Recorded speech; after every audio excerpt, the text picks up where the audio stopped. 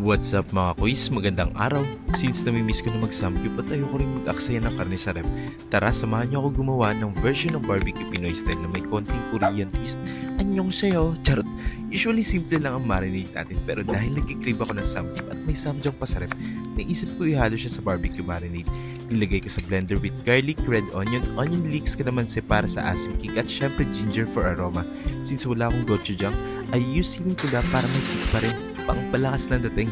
Pagkatapos i-blend hanggang mag-smooth, ihalo sa karne, tapos syempre add the classic marinade. Soy sauce, sesame oil, liquid seasoning, brown sugar, at konting salt and pepper. Mag-iinit lang tayo ng pan, piprituhin yung karne at idagdag yung sauce hanggang mag-stick. Ang sarap ng timpla, sweet savory ng Pinoy barbecue, nutty spicy kick ng samjang, at anghang ng chili. Perfect pang barkada nights of family bonding. Kaya kung sawa ka na sa usual barbecue, try this twist. Promise, uulit-ulitin mo. Tara, kain na. At syempre, maraming salamat sa panunood. Don't forget to like, share, and follow.